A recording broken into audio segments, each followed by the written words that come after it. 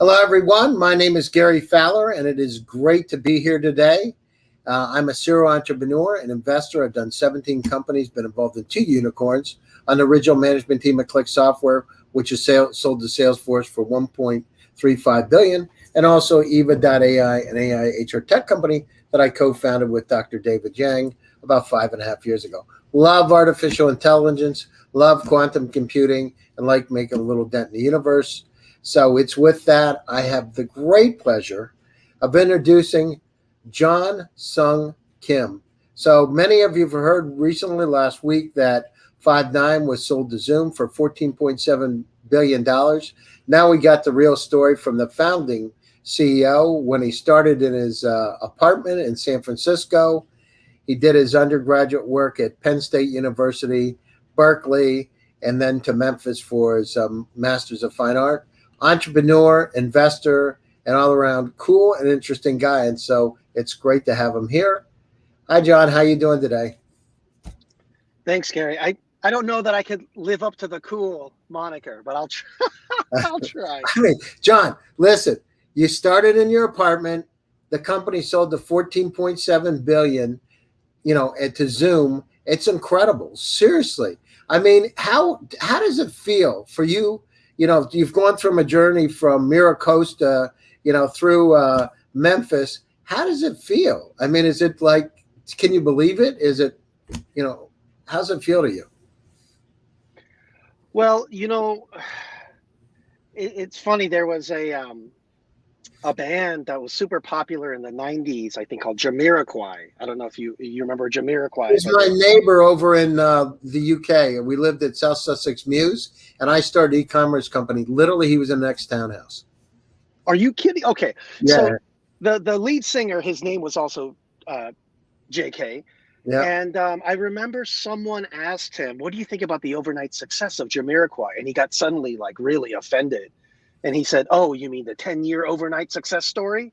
Mm-hmm. And that was kind of uncharacteristic for him. And I just remember seeing that as a young person thinking, why is he so triggered from that? And now I understand why, right?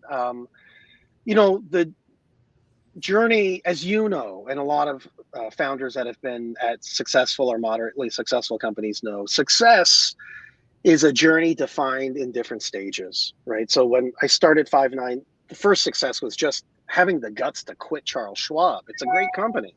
To quit a stable job and do something that you don't have any idea how to do. And I don't think, if I suspect, Gary, you're a little bit like me. Every new venture is completely different than the one before. So you always feel like you're Sisyphus rolling this rock uphill, right? Or as I say to my team, I love driving the struggle bus. The Zoom acquisition is the final kind of success stage for the company. But for me, a 10% bump in stock price to take away my ticker symbol. I mean, I created and invented the product. I assembled the founding team together. I was the head of sales, the head of support, the head of product, the head of marketing. Took it to $10-20 million ARR. And, Five9 really was named after me because I'm 5'9". And the ticker symbol. I was going to ask you, how the hell did you come up with the name? Well, I couldn't say, because, in 2000, the short Korean guy was not supposed to be the CEO, right? It was supposed to be the tall guy from Stanford, who was not a person of color. And so I told people Five9 means 99.999% uptime. But really, secretly, I had named it because I'm short. And I thought, you know what? I'm going to show the world what short guys can do. And so it became a ticker symbol, a 10% bump in stock price to take away my ticker symbol. It's great. It's great. I mean, it's got to be extraordinary. You know what I mean? I'm sure I've seen some of your pictures on Facebook. You've got your boat. You got a nice house in Florida. I mean, beautiful wife. I mean, you've got like a lot of. It's amazing, and congratulations, because it's part of the journey, right? It's just. I talk to startups all over the world. This morning I was talking to startups in India and Africa. And it's about hope and belief. And I keep telling them, you go through these struggles as a startup. It ain't easy, right? It's not. There's turns, there's twists to get to a $14.7 billion exit. There's a lot of twists in the road and a lot of challenges. And maybe you're not going to make payroll one month because you didn't, do something right. You got to, borrow the money. It's just the way it is. Absolutely. And look, you don't need to hit 14 billion or even $1 billion to be successful in this game. I think, number one, if you're honest with yourself, why you want to create a startup, and if it's to make, $10 million, or it's to have financial freedom, or it's to feel like you're your own boss, you want to prove that women techies can lead. Those are all noble ambitions, and you don't need to create $1 billion company to do that. You could create a company that makes $1 million, $2 million a year. You have 10 employees that you treat great. You come home to your life partner or your spouse and you feel like you're in control of your destiny and you're building something for the long term that you own and is a reflection of your ideas, your personality, your values. Man, that's success. Getting hung up on the billion versus 10 billion, to me, it's not really what matters. What matters is that you tried, and even if you failed, you're going to try again. The third time, you're going to, build a $10 million a year software company or hardware company or services company. It's all good. I think the thing that I've learned, because now I'm on my third startup at JetBridge, is if you're working, you're grinding so that in 5 years, when you have an exit, this money is going to come. The money's going to change you. It's going to make you taller than 5'9". It's going to make you better looking. It's going to have more attractive people attracted to you. None of that happens. And unless you're incredibly vapid with a 95 IQ, in which case you won't be successful in this game anyway, that stuff is going to, the Ferraris, that stuff is going to bore the crap out of you at about day 50, right? And so what I've learned is just the act of enjoying the struggle, as I say, driving the struggle bus, that's success. And you're building something every day and you see that it's growing and, it's a reflection of your productivity and your vision and values. That's success. I think the billion or the million or whatever it is, it's just, I think it's unfortunate we focus on the dollar figures. Yeah, no, but it's, it's something to shoot for. And when you talk to people all over the world, it's just a dream. And it's the belief in things that can come true. You've got your degree in liberal studies from Penn State with chemistry and English, from what I read. Yeah. And then you went over to chemistry, and then, you got a Master of Fine Arts in Memphis. So, you've had a different kind of background, technical a bit with chemistry, but you really, you had a different background. And at the same time, you believe in your dreams. And from my perspective, when I talk to, we work in 24 countries today with startups, primarily in AI, quantum computing, cybersecurity. And I tell them all the time, it's about, you got to believe in yourself, look in yourself in the mirror, because it's not about your wife. It's not about your team. It's about you. Because at the end of the day, if you can't look yourself in the mirror and say, listen, I believe in you and love you, and you can do this. And I'm not saying narcissistically, it's really hard because there are days where it sucks, right? Absolutely. And there's days that it's great as well. Mm-hmm. And, I will say this, because this is a constant debate, is what does it take to be successful? It takes 100 IQ. That's the average IQ. It takes a 100 IQ. It takes enough emotional intelligence where you're willing to abandon your original idea and keep pivoting the idea until you find true product market fit, not hopeful product market fit. I see a lot of that too. Mm-hmm. And just hard work. That's it. Anyone can do what I did. I didn't have any connections. I'm the product of public school. I grew up working my parents' liquor store. So I learned some things, right? Like how not to panic when someone points a gun at your face. But really, if I can do it, anyone can do it. The biggest blocker I see is people, as you say, Gary, they don't believe they can do it. They think it's some tall D1 athlete that played ball for Stanford and then went to GSB. They can do it and they got the breaks, and it's not fortunate that I didn't get those breaks, and I'm not a 6'4" volleyball player that crushed 1,500 on the SAT.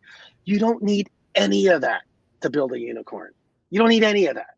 You need to have the guts to quit your job, a 100 IQ, the emotional intelligence to abandon the puppy and quickly adopt new puppies, and hard work. That's it. That is it. And if you're an American or you were born in London and you're in London, you've got the platform already, right? Yeah, yeah. No, I agree with you. It's so when you were going down through it, so you've done, I know not only 5.9, but you got JetBridge now, you've got Cario, Dr. Base, which you started, it was sold to Cario, right? Yeah. Yeah. And yeah. so when you were going down through these different, did you come to the point where you were, did you ever come to a day where you said, something, I got to really lather my team up. This is a hard day. And, let's get over it and cheer them up and rah in a positive way. Do you have to do that with your team when you're creating a unicorn? How is it from your perspective? Yeah.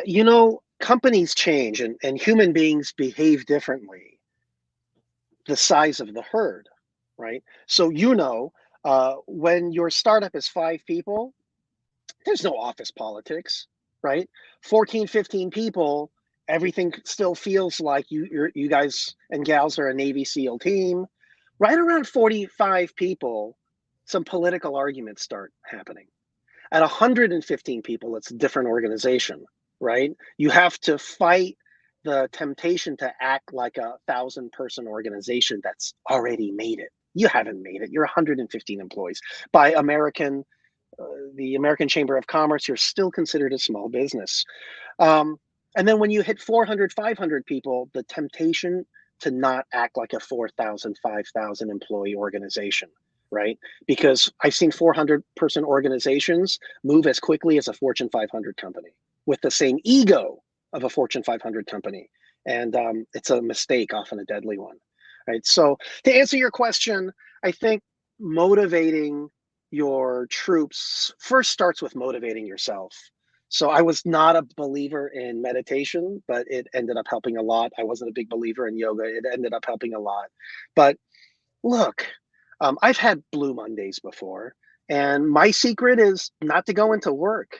Maybe this is TMI, but now I'm married, so my wife would kill me if I did this. So it would not be good for my health. But, when I was a bachelor running, my first 2 startups, of course you're going to have a Blue Monday. An enterprise customer is going to call you and cancel the pilot. And one of your key software engineers is going to quit for Facebook.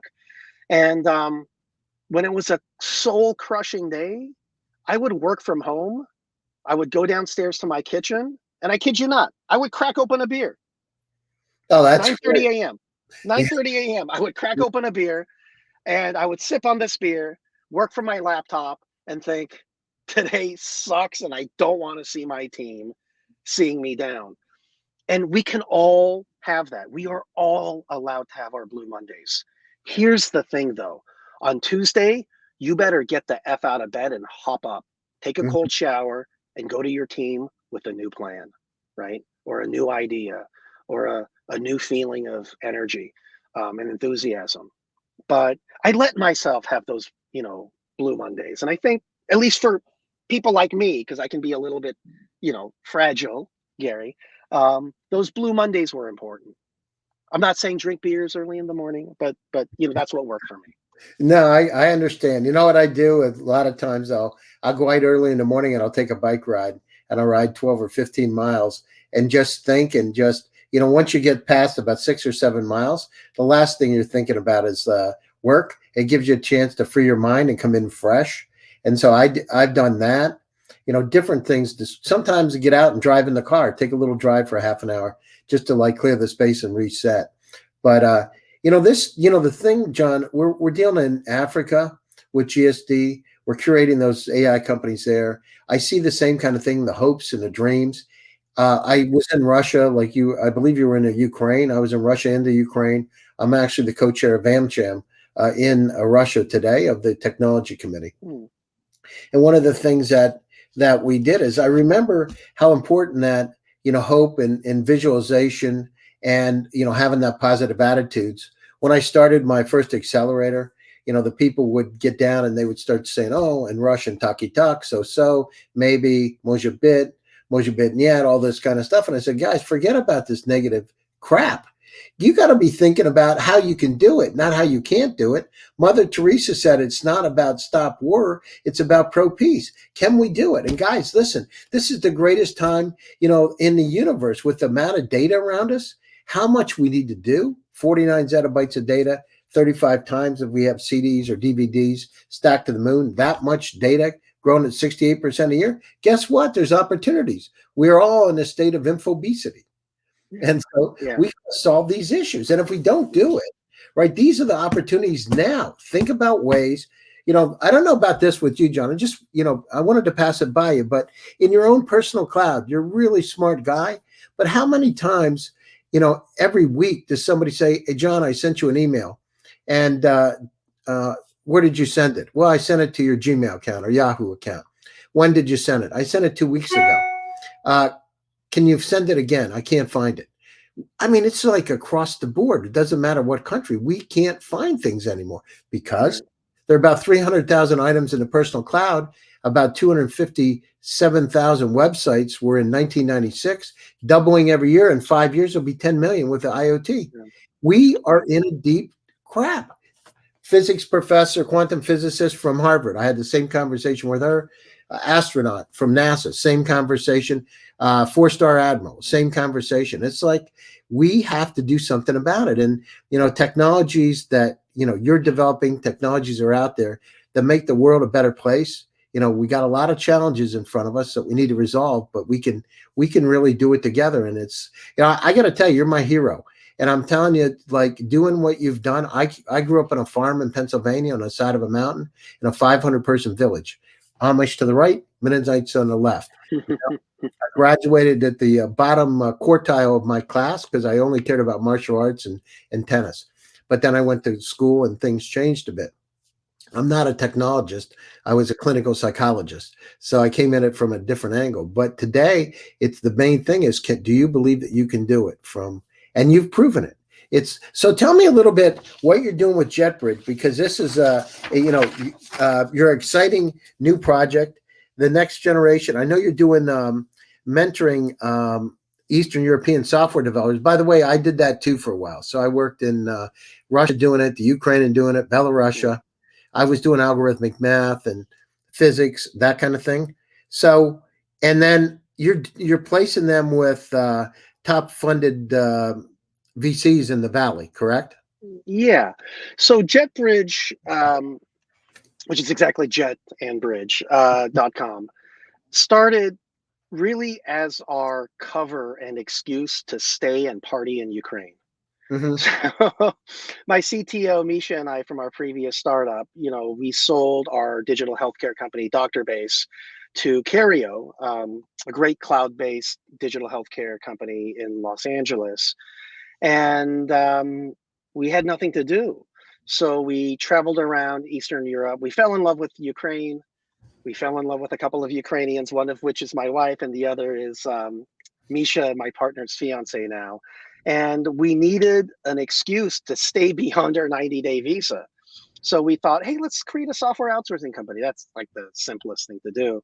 And it turned out it's really a global problem. And it's a problem for everyone, for the customer, for a VC-backed company in the United States going offshore. The success rate of getting a commercially competent software developer is very low. By our technical test standards, only 2.5% of international software developers pass our technical tests. Mm-hmm. Now they can go to TopTool and Upwork and they can, put themselves in, get a contract with a dentist with an American Express card and $1 billion idea. But the fact is, a Stanford educated technical hiring manager, they're not going to pass her muster, right? So one of the things we found was it's incredibly difficult and time consuming for Western companies with money, with strong technical leadership to find commercially competent software developers offshore because they don't lurk for jobs on marketplaces. It's a negative unemployment rate with software developers. That's just not where they are anymore. But the other problem was with the software developers themselves. I met with countless outsourcing companies in Poland, Ukraine, all over Europe, all over Latin America. And the fact is, they are arbitraging their labor simply because a lot of smart software developers are good at math, but no one gave them a basic education on how to start a business. Mm-hmm. Right. And I've spoken to outsourcing owners that don't. They think it's dangerous to launch programs like recently we partnered with Preply, great way to learn a foreign language, preply.com. Mm-hmm. And we give Preply away for free to our software engineers because we want their English to get better. You'll find at most outsourcing companies, they think this is a dangerous idea because if the software developers speak great English, they don't need the middleman anymore, Mm-hmm. right? So JetBridge evolved to international community of elite software developers. We're in Latin America, we're in Eastern Europe, but our goal is to take senior developers, full stack developers, and give them the platform to launch their own business. Oh, that's fantastic. Yeah. I love that. We'll have to talk. I mean, what we do is we take it to the next mile. The thing that I found, especially being Russia, Belarus, and Ukraine, is that, and I lived over there for 14 years, so I have a little bit of experience. I found that one of the things that they have is that they have great expertise, but in terms of being able to take their company to the global market, they don't have it. It's not just there, by the way. So we're doing in Africa, Latin America, India today, Singapore. We're finding the same thing. It's like one is to get product market fit and go through an accelerator. Two is to have regional dominance. But the third and most important thing is how to go global and really scale your company like you've done, right? It's not that easy because at some point you got to have some contacts to be able to do it, and people believe in who you are. And it's hard if you're in Singapore trying to come over here and say, listen, here I am. This is a company I developed. It takes sometimes years. It's not so easy. So we're taking that last mile on GSD, and it's compassionate on one side because we're dealing with African startups all over Africa. So we're in Nigeria, and compassionate, not in an entitled way, because there's opportunity, right? There's AI talent that's untapped. Right. People haven't really gone after it because they're afraid, right. Or just like going to the Ukraine. How many people have come up to you and said, "Are you safe? Are you are you going to have problems?" That kind of thing. And so, but we see these talents all over the world, and there are creating companies. They've started to create things. There are not a lot of them, right? But they have started to do things in fintech and supply chain, and optimization algorithms, et cetera. And they've started to move down, and they have sales. Absolutely. I mean, you look at Ukraine because you mentioned Ukraine. By the way, I feel safer in Ukraine than I do in San Francisco, for real. Yeah. Where do you go into Ukraine, by the way, John? What city? In Kiev, the capital. Because Street is a beautiful place, especially in the springtime. I call it the New York City of Eastern Europe. It's so dynamic. It's so incredible. And there's so much young talent there. But, I just mentioned Preply, the world's best destination online to learn a new language is a Ukrainian company. People AI, which they've got to be nearing unicorn level. A Ukrainian company. A lot of people don't know Grammarly. They use Grammarly every day, and they don't know it's made in Ukraine. You look at Ukraine's close neighbor, Estonia. This is a tiny country. Compared to its neighbors, it looks like, to use your words, a Mennonite village. There's 5 unicorns out of this tiny country. So things are happening. Things are happening quickly. I do think, though, that the average American that thinks that they're going to open up a dev shop in Ukraine and hire a bunch of talented engineers quickly, is in for a rude awakening, right? As you know, when you're going international, whether they're coming here to the US or we're going over there, it takes time. It takes a street team. It takes networking. It takes time to become intimate with the culture, with the people. But that's the wonderful thing about globalization, right? Is especially in tech, we're kind of our own race of people, techies, right? Because a techie from Nigeria can have a beer with a techie in Estonia, and they're speaking the same language. They have the same hopes and dreams. They probably have mutual friends and investors in common. And so, yeah, I mean, it's an exciting time to start a business in tech. No, I agree. I agree 100%. By the way, my wife is half Ukrainian, half Russian. So my wife is from that area too. So just my wife as well. My wife as well.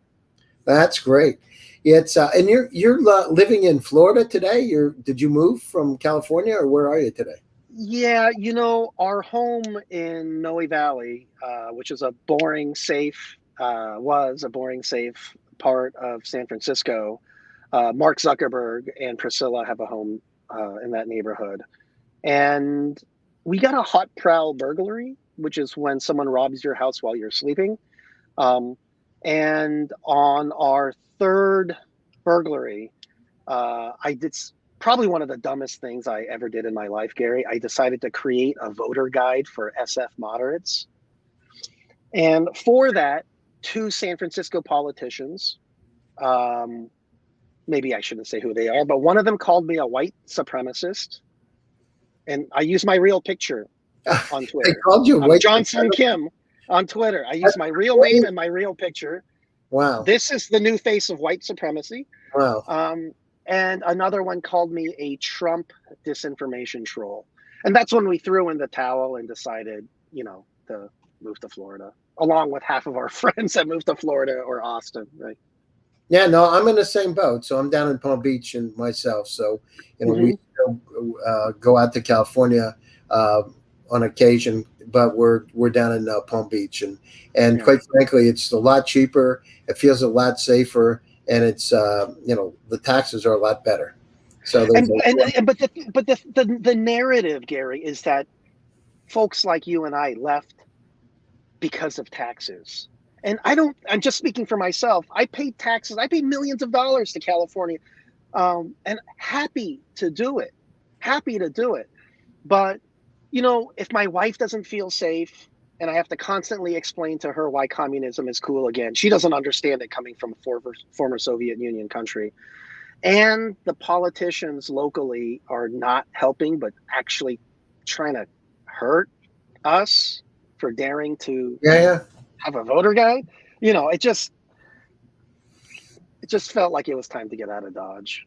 No, I agree with you. Same here. We were spending about a third of our time over in Eastern Europe, and before the pre-pandemic, and then we came down. I bought a place down here, 5 years ago, and it's kind of interesting. So we're, you're incredible. You've done a lot of things that are just dreams come true. So all the viewers that are out there, just look at it. I know they're watching. We're in 24 countries, and they love seeing people just like yourself that have done it, starting from scratch. I like the story about the liquor store and, from Penn State to Memphis. I mean, it's in Berkeley. It's an incredible story. I mean, and that's what it's all about, and keeping your head on right, and understanding that, hey, listen, it is, somebody just write, life is a struggle in the chat. Living is finding meaning in that struggle. But that's what it's all about. And you got to stay positive. If you want to do it, it's stay positive, go for it, and then execute, get shit done. Because if you don't do it, nobody else is. As a founder of the company, that's your job, right? Your job is to get out there, good, bad, or indifferent, is to get it done, because you need to take care of those folks. You need to grow your business. And, we hope that they want to put a dent in the universe, just like you've done. So, more power to you. I'm really excited. Hope we get the chance to spend some time. I'm down here in Florida too with my wife. So at some time, it would be great to get together. And absolutely would love that. Would be honored. Yeah. Yeah. I'd love to meet your better half and have you meet Lisa. Yeah, I would love it. So let's go down through to my guest. I want to thank you so much for tuning in. to another edition of GST Presents Silicon Valley AI and Tech. John, what are some closing thoughts? And if people want to read about you, LinkedIn, or what's the best way for them to just, reach out? I'm just John, JOHN, SUNG, Kim, KIM, on Twitter. You can send me a direct message. I really do try to respond to everyone because, when I started out, not everyone responded to me. And I always remembered the people that didn't respond. So I do try to respond to everyone. I use my real picture. So this you'll be able to spot me easily, the new face of white supremacy. The one thing I do want to say to your viewers, and I can't emphasize this enough, I swear to God, you are going to be successful in the startup entrepreneur game if, 1, you quit your job, 2, you have a 100 IQ, which is the average IQ score, 3, you have the emotional intelligence to keep pivoting until you find the golden sweet spot. Eventually you will. It may take 20, 30 tries, but you will. And 4, you're willing to work hard. If you're willing to do all 4 of these things, you're gonna be successful in tech. This space, ever since I was a kid, has just gotten bigger and bigger. One bubble burst replaced by 3 bigger bubbles. You're gonna be successful if you just have these 4 things. I love it. That is it. I love it. So remember, John's 4 things, really important. Thank you, John, for taking time out of your busy schedule. I want to thank my audience for a special edition of GST Presents Silicon Valley AI and Tech. I'll be back again tomorrow with another show. Stay tuned. Stay safe, stay healthy, and keep smiling. Thanks, John. I appreciate it.